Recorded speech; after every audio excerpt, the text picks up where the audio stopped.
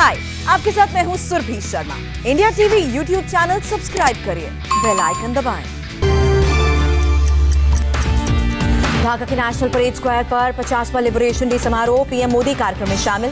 समारोह में प्रधानमंत्री मोदी का संबोधन का बांग्लादेश की आजादी मेरा पहला आंदोलन रहा, हिस्सा बनना गर्व की बात। पीएम बोले इंदिरा गांधी ने मुक्ति संग्राम में बहुत बड़ी भूमिका निभाई है। अटल जी ने संसद में कहा था हम नया इतिहास बना रहे हैं। पीएम ने कहा भारत और बांग्लादेश की विरासत और लक्ष्य एक, चुनौतियां भी साझी, खतरे भी एक।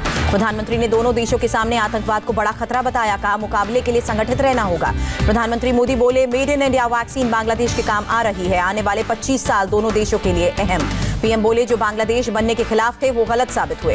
पीएम के सामने बांग्लादेश के कलाकारों ने परफॉर्मेंस भी दी, गाने की धुन पर हाथों से थाप बजाते नजर आए प्रधानमंत्री। बांग्लादेश की पीएम शेख हसीना मौजूद, समारोह के मुख्य अतिथि रहे प्रधानमंत्री नरेंद्र मोदी। राष्ट्रगान के साथ कार्यक्रम की शुरुआत, समारोह में धार्मिक ग्रंथों का भी पाठ। दुनिया भर के नेताओं ने बधाई संदेश बांग्लादेश को भेजे, ब्रिटेन और पाकिस्तान के पीएम भी रहे शामिल। अमेरिका के राष्ट्रपति जो बाइडेन और रूस के राष्ट्रपति व्लादिमीर पुतिन ने शुभकामनाएं भेजी, बांग्लादेश के लिए साथ सहयोग बढ़ाने का वादा भी किया। प्रधानमंत्री मोदी ने बंगबंधु शेख मुजीबुर रहमान को गांधी शांति सम्मान दिया।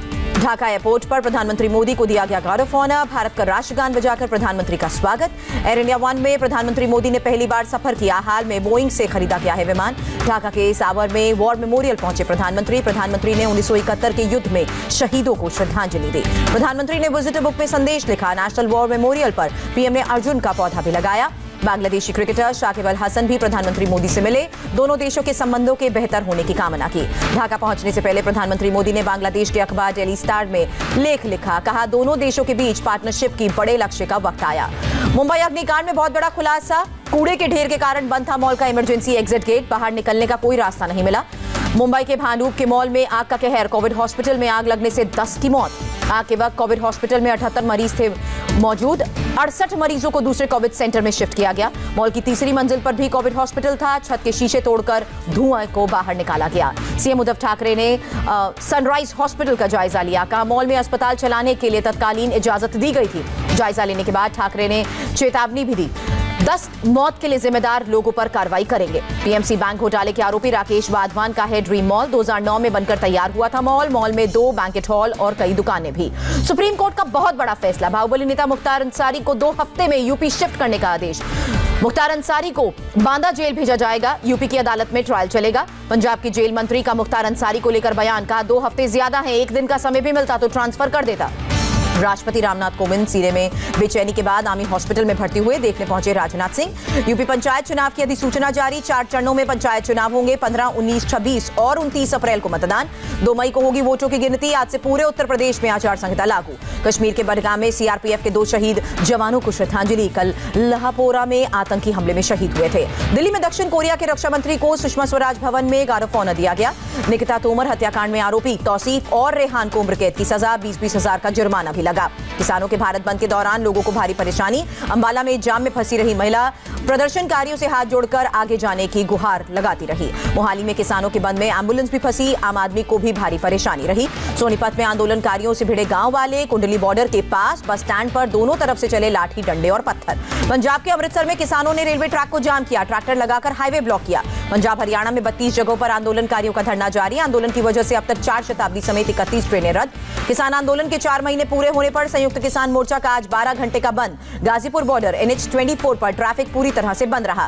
कल ओरकांडी के मतुआ समाज के पवित्र धाम जाएंगे प्रधानमंत्री नरेंद्र मोदी। इस मंदिर में मतुआ समाज की बहुत गहरी आस्था। प्रधानमंत्री मोदी की ओरकांडी धाम जाकर मतुआ वोट को साधने की कोशिश। कल बंगाल में पहले दौर की वोटिंग, बंगाल और असम में पहले चरण के चुनाव की तैयारियां पूरी, कल 30 सीट पर वोट डाले जाएंगे। असम में भी कल पहले चरण का मतदान, 47 सीटों पर 264 उम्मीदवारों की किस्मत का होगा फैसला। असम के कामरूप में अमित शाह की रैली, बदरुद्दीन अजमल पर अटैक किया, लैंड जिहाद का भी आरोप लगाया। अमित शाह ने कहा असम में लव जिहाद और लैंड जिहाद के खिलाफ कानून लाएंगे। असम के मोरीगांव में रैली में बोले अमित शाह, अजमल और कांग्रेस की सरकार आई तो फिर आतंकवाद के रास्ते पर असम चलेगा। वेस्ट मिदनापुर की रैली में मोदी सरकार पर जमकर बरसी ममता, कहा रेल सेल सब बेचा जा रहा है, पूछा कहां है पीएम केयर्स फंड का पैसा। ममता ने बिना नाम लिए बीजेपी पर हमला बोला, बीजेपी को गुंडा पार्टी कहा, बोली गुंडों को नहीं घुसने देंगे। ममता ने चुनावी रैली में खेला होबे का नारा लगवाया, मंच पर फिर दुर्गा सप्तशती का पाठ किया। तमिलनाडु के कुडालोर में जेपी नड्डा की रैली, डीएमके और कांग्रेस पर हमला, कहा वंशवाद की सियासत को नकारना होगा। तमिलनाडु की सीएम पलनीस्वामी की रैली में लोगों की भारी भीड़, कहा एआईएडीएमके को जिताकर जीवन दान दे, किसी भी कीमत पर डीएमके को नहीं करेंगे वोट। फोन टैपिंग के मामले पर फडणवीस का बड़ा आरोप, का सीक्रेट रिपोर्ट मंत्री नवाब मलिक ने लीक की। देवेंद्र फडणवीस ने कहा अधिकारियों के ट्रांसफर न होने की दलील गलत है, 12 अधिकारियों की ट्रांसक्रिप्ट भी मौजूद। महाराष्ट्र के मुख्य सचिव ने रश्मि शुक्ला पर सरकार को रिपोर्ट सौंपी, गोपनीय लेटर लीक कराने का शक जताया। महाराष्ट्र के मंत्री जितेंद्र आव्हाड का आरोप, रश्मि शुक्ला ने निर्दलीय विधायक राजेंद्र पाटिल को बीजेपी के साथ आने को कहा था। एनआईए ने शुरू की मनसुख मर्डर केस की जांच, वारदात से जुड़ी 3 जगहों पर ले गई एनआईए की टीम।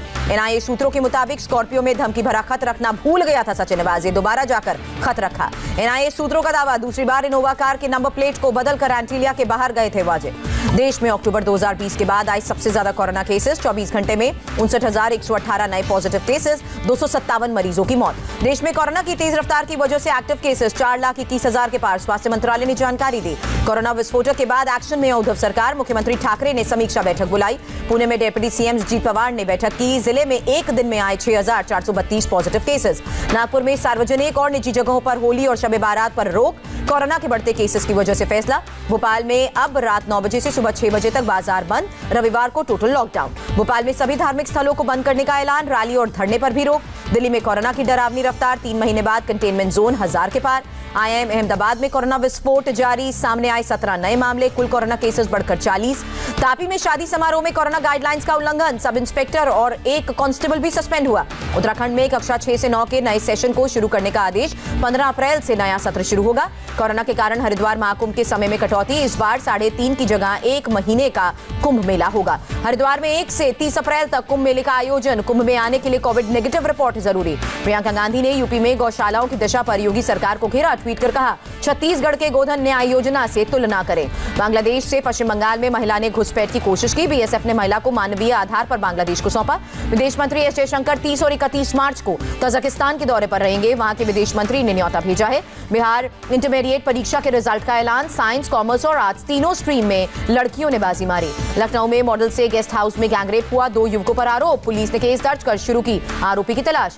मेलघाट टाइगर प्रोजेक्ट की वन अधिकारी दीपाली चौहान ने डीएफओ शिव कुमार से तंग आकर खुद को गोली मारी, परेशान करने का आरोप। जालंधर में बर्थडे पार्टी में हर्ष फायरिंग, सीसीटीवी कब्जे में लेकर पुलिस ने जांच शुरू की। दिल्ली के ग्रेटर कैलाश इलाके में आग में फंसे 3 लोगों की जान को बचाया गया, तीसरी मंजिल पर तीनों फंस गए थे। अंबाला में पुलिस चौकी के पास गैंग वॉर, कार पर ताबड़तोड़ फायरिंग में 2 की मौत, 1 जख्मी। झांसी में केरल की नंस को ट्रेन से उतारने के मामले में तूल पकड़ा, आईजी रेलवे ने जांच के आदेश दिए। वाराणसी के मणिकर्णिका घाट पर खेली गई चिता की भस्म से होली, दाह संस्कार में लोग शामिल हुए थे। वाराणसी के मणिकर्णिका घाट पर होली खेलने के लिए भारी भीड़, लोगों ने राख और गुलाल से होली खेली। भगवान कृष्ण की जन्मभूमि मथुरा में खेली गई लठमार होली, महिलाओं ने पुरुषों पर डंडे बरसाए। अमेरिकी राष्ट्रपति बाइडेन ने चीन को सबसे बड़ी चेतावनी दी, कहा कानून मानने के लिए चीन को जवाबदेह बनाएंगे। अमेरिका के दोबारा राष्ट्रपति बनने की तैयारी में बाइडेन, कहा 2024 में फिर से लड़ेंगे राष्ट्रपति का चुनाव। चीन ने ब्रिटेन पर बदले की कार्रवाई की, कई सांसदों और संगठनों पर बैन। सऊदी अरब में यमन बॉर्डर पर तेल के टैंक पर ड्रोन से हमला, टैंक में लगी आग। सुएज नहर में फंसे जहाज का पूरा क्रू भारतीय, कंपनी ने कहा सभी 25 सदस्य सुरक्षित। सुएज नहर में फंसे विशाल के ड्यूबिन कंटेनर शिप को निकालने की कोशिशें जारी, समंदर में लगा है लंबा ट्रैफिक जाम। और अमेरिका के अलाबामा में टोर्नेडो से भारी तबाही, तेज हवाओं की चपेट में आने से कई घर ध्वस्त हुए, कई गाड़ियां भी पेड़ की चपेट में आई। 450 करोड़ में बिकी दुनिया की सबसे बड़ी पेंटिंग, 6 टेनिस कोर्ट के बराबर है पेंटिंग का साइज। दुनिया की सबसे बड़ी पेंटिंग को बनाने में लगे 1065 पेंट ब्रश और 6300 लीटर पेंट, ब्रिटिश कलाकार साचा जाफरी ने बनाई है। दूसरे वनडे में टीम इंडिया ने इंग्लैंड को दिया 337 रनों का टारगेट, भारत ने 6 विकेट खोकर बनाए 336। टीम इंडिया के कैप्टन कोहली और केएल राहुल ने अर्धशतक जमाया, तीसरे विकेट के लिए 121 रन की पार्टनरशिप। मैच के चौथे ओवर में बेन स्टोक ने गेंद पर लाड़ लगाया, दोनों अंपायर्स ने बेन स्टोक को चेतावनी दी। न्यूजीलैंड ने बांग्लादेश को तीसरे वनडे में 164 रन से हराया, सीरीज पर 3-0 से कब्जा। ऑनवे और डेरिल मिचेल ने शतक जमाया। टाटा ग्रुप की बहुत बड़ी जीत, ग्रुप के एग्जीक्यूटिव चेयरमैन पद पर साइरस मिस्त्री को बहाल करने के फैसले पर रोक।